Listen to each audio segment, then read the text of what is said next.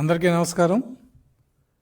శనివారం మన ముఖ్యమంత్రి గారు జగన్మోహన్ రెడ్డి గారి మీద జరిగిన దాడి, రాయితో ఏదో దాడి జరిగిందో దాని మీద ఈ రోజున విజయవాడ పోలీస్ కమిషనర్ ఒక ప్రెస్ మీట్ పెట్టడం జరిగింది. ఆయన ప్రెస్ మీట్ చూసిన ఎవరికైనా సరే, ఒక సామాన్య మానవుడికి కూడా ఈయన పోలీసు అధికారి ఎలా అయ్యాడనేది ఖచ్చితంగా అనుమానం తలెత్తుతుంది. దాడి జరిగి 48 గంటలైంది. ఒక 8 టీములు వేసామన్నారు. ఇంతవరకు ఏమీ ఐడెంటిఫై చేయలే. పైగా ఆయన ఏం చెప్తాడంటే, ఆ రోజు 24 కెమెరాల ఫుటేజ్ మేము పరిశీలించాం. కెమెరా కెపాసిటీ తక్కువ ఉంది కాబట్టి రాయి సైజుని ఐడెంటిఫై చేయలేక ఫోర్స్ ఎన్నికలేక పంపించాం, దానికోసం చెప్పి అంటాడు ఆయన. అదే కమిషనర్ ఇంకొక లైన్లో రాయి అరచేతి సైజు ఉంది, అది జగన్మోహన్ రెడ్డి గారు నుదుటిని రాసుకుని వెళ్ళి పక్కన ఉన్న వెల్లంపల్లి గారికి మీద పడి గాయాలైనవి అని చెప్తాడు ఆయన. మరి అంత క్లారిటీకి ఈయన చెప్పినప్పుడు ఎక్కడో ఒక వీడియో ఫుటేజ్లో ఉండాలి కదా. అంటే రాయి సైజు కూడా ఇంకా ఐడెంటిఫై చేయలేని పరిస్థితుల్లో పోలీస్ వ్యవస్థ ఉంది. ఇక రెండో విషయం, పోలీస్ సెక్యూరిటీ ఫెయిల్యూర్. ఇది పూర్తిగా పోలీసు వైఫల్యం. దాన్ని కప్పిపుచ్చుకోవటానికి ఇవాళ సిపి పెట్టిన ప్రెస్ కాన్ఫరెన్సే ఉదాహరణ. ఆయన ఏది కూడా స్పష్టంగా చెప్పలేకపోయాడు. మీడియా అడుగుతున్న ప్రశ్నలకి ఒక్కటి మటుకు స్పష్టంగా చెప్పాడు. అది ఎయిర్ గన్ కాదు, క్యాట్ బాల్ కాదు, ఎవరో బలంగా ఇసిన రాయి అరచేతి సైజులో ఉందన్నారు. కానీ మనకున్న సమాచారం ప్రకారం బస్సుకిను ఆ స్కూల్ బిల్డింగ్ నుంచే నిజంగా ఇసిరితే ఆ స్కూల్ బిల్డింగ్కి ఓ 30-40 మీటర్లు ఉందనేది అంచనా. అంటే ఒక అరచేతిలో పట్టే ఒక పెద్ద రాయిని అంత స్పీడ్గా ఇసరాలంటే ఆ వ్యక్తి ఎంత బలంగా ఉండాలి, ఆ వ్యక్తి కరెక్ట్గా సీఎం మీదగే పడేంత పర్ఫెక్ట్ త్రోయర్ కూడా అయి ఉండాలి. సిపి గారు స్పష్టంగా చెప్తున్నాడు, రాయి బలంగా తగిలిందని. అందుకే నుదుటిని రాసుకుని వెళ్ళినా కూడా పక్కన ఉన్న వెల్లంపల్లి గారి మీద పడి ఆయన కూడా గాయాలైనాయి అని చెప్పి. మరి ఈ విభిన్నమైన స్టేట్మెంట్లు, 8 టీములు మేము పెట్టాం, ప్రయత్నిస్తూ ఉన్నారు. మరి 48 గంటలు అయిపోద్ది. ఇప్పుడు 7 గంటలు, ఇంకో గంటకు 48 గంటలు అవుద్ది. మరి ఏమన్నా ఒక అనామకుడిని తీసుకొచ్చి చూపించి వీడియో అంటారా? నిజమైన నిందితుడిని పట్టుకుని అతను రాయి వేసడానికి కారణం ఏంటి, ఎందుకు ఇస్తాడు అనేది స్పష్టంగా ప్రజలకు చెప్పగలుగుతారా అనేది పోలీసుల యొక్క నిజాయితీ మీద ఆధారపడి ఉంటుంది. ఇప్పుడు ఎలక్షన్ కోడ్ ఉంది, పోలీసులు ఎవరికి దాసోహం చేయాల్సిన పని లేదు, నిజాయితీగా పనిచేస్తారని మేము అనుకుంటున్నాం. రెండోది వైఫల్యం.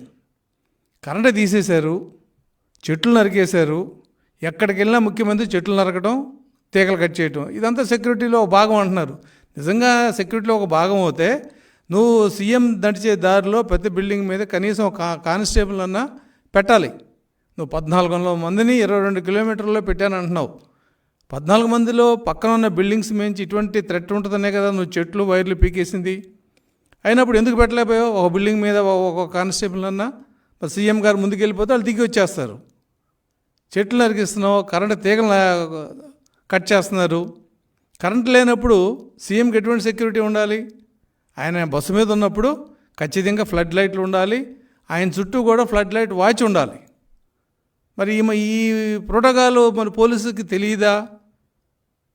తెలిసినా ఏమవుద్దులని చేశారనేది పోలీసులు సమాధానం చెప్పాలి. ఇవాళ ఆయన పెట్టిన ప్రెస్ కాన్ఫరెన్స్ చూస్తే మట్టుకి ఈ స్క్రిప్టు ఆయన సొంతం కాదు, తాడేపల్లి నుంచి వచ్చిందనేది స్పష్టంగా కనపడుతుంది. రెండోది హత్యాయత్నం. నిన్న కొన్ని మీడియాల్లో, వైసీపీకి సంబంధించిన మీడియాలో హత్యాయత్నం, ముఖ్యమంత్రి మీద హత్యాయత్నం. ఈ రాయితో ముఖ్యమంత్రిని చంపొచ్చు అని కనుక పోలీసు వ్యవస్థ నమ్మితే, చంద్రబాబు నాయుడు గారు విసిన రాయి ఆ రోజు పక్కన సిఎస్ఓ మీద తగిలి గాయమైంది, అది హత్యా ప్రయత్నం కాదా? ఏ సెక్షన్ పెట్టారప్పుడు? ఆ కేసు ఏమైంది? మరి డీజీ సమాధానం చెప్పాలి కదా దీనికి. ఇవాళ ముఖ్యమంత్రి మీద జరిగిన రాయిదే హత్యా ప్రయత్నం అనుకుంటే, ఆ రోజు చంద్రబాబు నాయుడు గారి మీద జరిగిన రాళ్ల దాడిని హత్యా ప్రయత్నం కాదా? అప్పుడు ఏ సెక్షన్ పెట్టారో ఆ కేసు ఏమైంది? కాబట్టి ఇటువంటి చీప్ పాలిటిక్స్ మరి వైసీపీకి అలవాటు. అందులో భాగం. ఇవాళ ప్రజలెవరు నమ్మట్లా ఇది.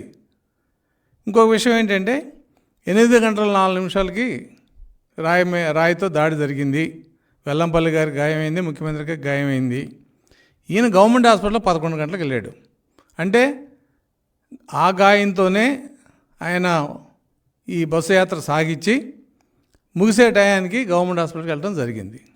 ఇక్కడ నేను ముఖ్యమంత్రిని ఒకటి అడుగుతున్నా, ఆ రోజున ఎయిర్పోర్ట్లో నువ్వు కోడెకత్తి కేసులో ఈ పోలీస్ వ్యవస్థ మీద, ఈ హాస్పిటల్స్ మీద నమ్మకం అని చెప్పి ఫ్లైట్కి హైదరాబాద్లో చేయించుకున్నావు నువ్వు ట్రీట్మెంట్. మరి వాళ్ళ గవర్నమెంట్ హాస్పిటల్ రావడం అర్థం ఏంటి? అది కూడా 3 గంటల తర్వాత. అదేదో పెద్ద సర్జరీ జరిగినట్టు దానికి ఒక మీడియా కవరేజ్ ఇచ్చి, మరి ఈ రకమైన పబ్లిసిటీ ఎందుకు చేసుకోవాలి? సింపతి కోసమా? ప్రజలు మోసం చేయటమా? అంటే ముఖ్యమంత్రికి ఇటువంటి సంఘటన జరగడం దురదృష్టం. అలాగే ప్రతిపక్ష నాయకుడి మీద జరిగినప్పుడు ఈ విధంగా పోలీసు వ్యవస్థ ఎందుకు స్పందించలేదు? ఇది రాజకీయం కాదా? దీన్ని ఏమంటారు? అసలు పోలీసు వ్యవస్థకి సిగ్గుందా? నువ్వు 1400 మంది పోలీసులు పెట్టి ఎవరో ఒక ఆకతాయో లేకపోతే ఒక కావాలనో లేదంటే ఇంకొక ఎవడో ఒక రాయి విసిరితే నువ్వు ఇవాళ చెప్పిన సమాధానాలు your unfit as to be commissioner of the police. 8 బృందాలు పంపించాం, దర్యాప్తు చేస్తున్నాం, 48 గంటలైంది. ఇంకా గట్టిగా ప్రతిపక్షాలు కానీ ప్రజలు కానీ గోల పెడితే ఎవడో ఒక అమ్మాయిని తీసుకొచ్చి చూపించి వీడియో వేసిందని చెప్పి వాడిని బ్లాక్ అండ్ బ్లూ కొట్టి ఆ కోడికత్తి శ్రీనివాస్ పరిస్థితి ఇచ్చే అవకాశం కూడా ఉంది. కాబట్టి ఈ రాష్ట్రంలో పోలీసు వ్యవస్థ ఎంత వైఫల్యం అనేది ఇవాళ ఈ సంఘటనలో తెలుస్తుంది. అలాగే వైసీపీ వాళ్ళు కూడా పచ్చి రాజకీయం, దిగజారిన రాజకీయాలు. నేను ఒకటి అడుగుతున్న వైసీపీ నాయకులంతా, చంద్రబాబు నాయుడు గారి మీద జరిగిన రాళ్ల దాడికి ఏ సెక్షన్ పెట్టారో ఆ కేసు ఏమైంది? ఇవాళ వెల్లపల్లి శ్రీనివాసరావు గారు ఇచ్చిన కంప్లైంట్ మీద కేసు పెడతారు. దీని మీద పూర్తి ఎంక్వైరీ అయ్యేటప్పటికి ఎలక్షన్ అయిపోద్ది. అంటే ఈ లోపు ఎవరినో ఒకరిని బలి చేయటం. ఇవాళ ముఖ్యమంత్రి గారి మీద సానుభూతి వస్తుందా? హత్యా ప్రయత్నం జరిగిందా? ఇవన్నీ ప్రజలు ఎవరు ఆలోచించట్లా. ఎందుకంటే ముఖ్యమంత్రి నిజాయితీ ఆ రోజున విశాఖపట్నంలో జరిగిన కోడికత్తి కేసులోనే ఇవాళ వరకు నిందితుడికి బెయిల్ రాకుండా చేసిన వ్యక్తి జగన్మోహన్ రెడ్డి. కాబట్టి రాజకీయాల్లో రాజకీయం చేయొచ్చు, కానీ దిగజాడు రాజకీయం ఈ రకంగా చేయటం అనేది వైసీపీకి కాదు. వాళ్ళు చాలా నిరుత్సాహంగా ఓడిపోతున్నామని తెలిసిన ఒక డెస్పరేషన్లో వాళ్ళు ఉండి దీన్ని రాజకీయం చేసుకున్నారు. అలాగే పోలీసు వ్యవస్థ కూడా సిగ్గుపడాలి. డీజీపీ వాళ్ళ అసాధారణమైన పోలీసు బందోబస్తు, ట్రాఫిక్ బంద్, చెట్లు కొట్టేయటం, కరెంటు వైర్లు కొట్టేయటం. మరి ఇంత చేసి సెక్యూరిటీ ఫెయిల్ అయిందంటే సిపి రిజైన్ చేయాలా? వాళ్ళు ప్రశ్నపెడతాం కాదు. సిపి రిజైన్ చేసి ఉంటే సిపి నిజాయితీని మేము ఖచ్చితంగా అభినందించేవాళ్ళం. నువ్వు 48 గంటలైనా కూడా చిన్న క్లూ, ఒక పక్కనేమో అరచేతిలో రాయి ఉందంటావు, రెండో పక్కేమో ఈ వీడియోనంతా కూడా ఫోర్సెన్కి లేకపోతే పంపించాం క్లారిటీ కోసం. ఆ కెమెరాలన్నీ 2 మెగాపిక్సెల్ కెపాసిటీ ఉంది, మా హై డెన్సిటీ కెమెరాలు లేవు అక్కడ, కాబట్టి మాకు క్లారిటీ లేదంటున్నావు. హై డెన్సిటీ కెమెరా పెట్టాల్సిన బాధ్యత ఎవరిది? నీదే. డ్రోన్ కెమెరాలు లేవు, డ్రోన్లను దించేశారు ఆ రోజున. కాబట్టి ఇన్ని వైఫల్యాలు కప్పిపించుకోవడానికి మీరు రేపు ఎవరినో ఒక అనామకుడినో లేదా అమాయకుడినో తీసుకొచ్చి బలిపోసం చేయటం అనేది పోలీసు వ్యవస్థకు వెనతో పెట్టిన విద్య. అలాగే వైసీపీ నాయకత్వం కూడా ఇదేదో పెద్ద ప్రపంచానికి వచ్చిన విపత్తులాగా హత్యా ప్రయత్నాలు, అంటే వాళ్ళ బాబాయిని చేసింది హత్య కాదు, గుండెపోటు, ఇది హత్యా ప్రయత్నం. కాబట్టి ఈ దౌర్భాగ్య పరిస్థితి ఆంధ్ర రాష్ట్రంలో ఈ పార్టీ వలన వచ్చినందుకు ప్రజల్లో గుర్తించడం జరిగింది. ఏదైనా ఇంకా 20 రోజులు భాగ్యం ఇది. ఏది జరిగినా కూడా ప్రజలు ఎవరు పట్టించిన పరిస్థితి లేదు.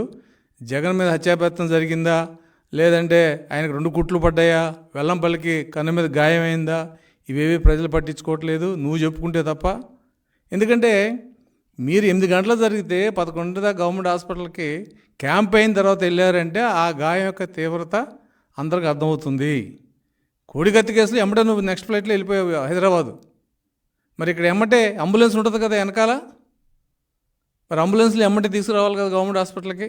నిజంగా అంత తీవ్రత ఉండి నిజంగా అది హత్యా ప్రయత్నం అంటే ఈ రాసుకునే ఎల్లో మీడియాకి, ఈ బ్లూ మీడియాకి హత్యా ప్రయత్నం ఏంటో సిఆర్పిసి కింద కానీ లేకపోతే ఐపీసీ కింద కానీ ఎలా ఉంటుంది అనేది చదువుకో. చట్టాలు మీడియాలో నా పేపర్ ఉంది కాబట్టి రాసుకుంటే కుదరదు.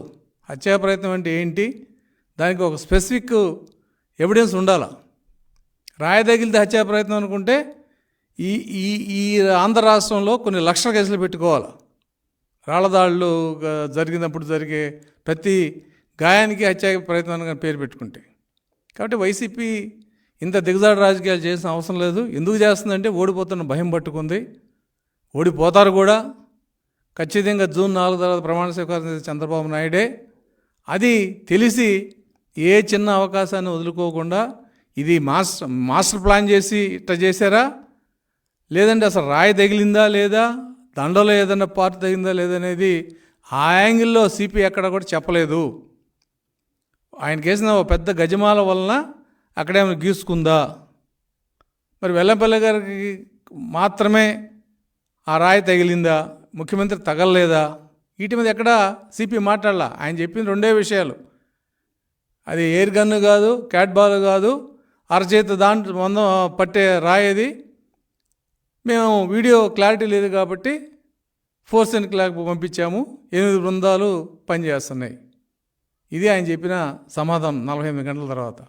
కానీ తెలుగుదేశం పార్టీ ఒక విషయం స్పష్టంగా చెప్పదలుచుకుంది, అది ప్రతిపక్ష నాయకుడైనా మాకు ఆయన రాష్ట్రానికి ముఖ్యమంత్రి.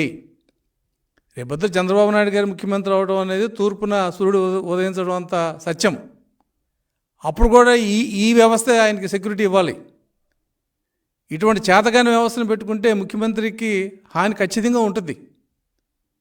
కాబట్టి ఒక ముఖ్యమంత్రి స్థాయిలో వ్యక్తికి ఇవ్వాల్సిన సెక్యూరిటీలు ఇంత వైఫల్యం ఉంటే మరి ఆ అధికారులు నిజాయితీ పరులు అవుతే ఇప్పటికైనా జరిగిన పొరపాటు ఎక్కడ జరిగింది అని స్పష్టంగా ప్రజలకు చెప్పాలి. దాన్ని కరెక్ట్ చేసిన అవకాశం వ్యవస్థలో ఉంటుంది. మరి డీజీపీ దీని మీద ఏం ఇంతవరకు మాట్లాడాల, సిపిఏ మాట్లాడుతున్నాడు. తెలుగుదేశం పార్టీ దీన్ని తీవ్రంగా ఖండిస్తుంది. ఇటువంటి దిగజాడు రాజకీయాలు చేయొద్దని చెప్పి పోలీసు వ్యవస్థకు కూడా మేము సలహా చెబుతున్నాం. మీరు నిజాయితీగా ఉండండి, ఇది ఎలక్షన్ కోడ్ ఉంది, మీరే ఏ పార్టీకి చెంగు పట్టాల్సిన అవసరం లేదు. జరిగిన దాంట్లో నిజంగా నిందితుని పట్టుకొని ప్రజల ముందు పెట్టగలిగితే తెలుగుదేశం పార్టీ ముందు దాన్ని అభినందిస్తుందని చెప్పి నేను తెలుగుదేశం పార్టీ తరఫున తెలియజేస్తున్నాను.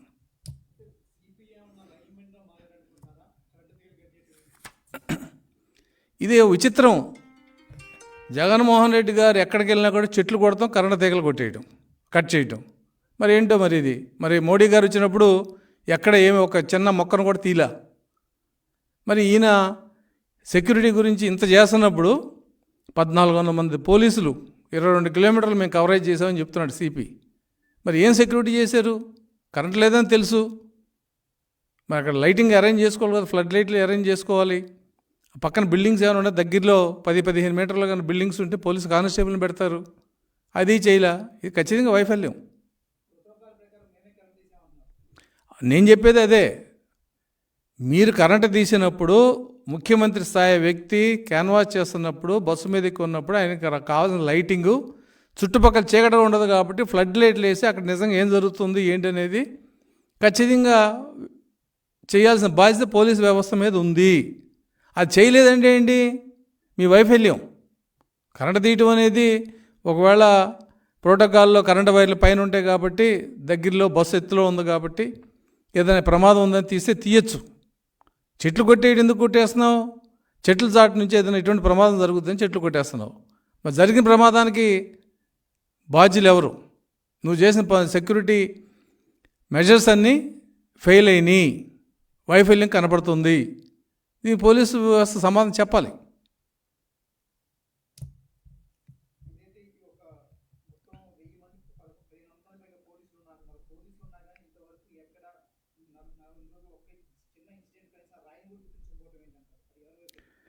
అదే ఆయన చెప్పిన ఆ స్టేట్మెంట్లోనే విభిన్నమైన కోణాలు కనపడుతున్నాయి. ఒక పక్కన అది ఎయిర్ గన్ కాదు, క్యాట్ బాల్ కాదు, అరచేతిలో పట్టే రాయి బలంగా వచ్చి తగిలబట్టి సీఎం గారి నుదుటిని రాసుకుని వెళ్ళి వెల్లంపల్లి గారి తగిలిందని చెప్తున్నాడు. అరచేతిలో పట్టే రాయి తగిలిందని సిపి చెప్పిన తర్వాత ఇంకా వీడియోని ఫోర్స్ అండ్ క్లాప్ ఎందుకు పంపించాలా? వీడియోలో క్లారిటీ ఉన్నట్టే కదా. మళ్ళీ ఆయనే చెప్తాడు అవన్నీ 2 megapixel cameras, high definition cameras లేవు అని. ఇది వ్యవస్థ. కొన్ని కోట్లు ఖర్చు పెట్టి కొంత ఎక్విప్మెంట్ కొంటున్న ప్రభుత్వం ఒక ముఖ్యమంత్రి స్థాయి వ్యక్తి వెళ్తున్నప్పుడు టీవీ కవరేజ్లో హై డెన్సిటీ కెమెరా లేకపోవడం అనేది మరి ఇది కూడా ఒక వైఫల్యం కిందే వస్తుంది.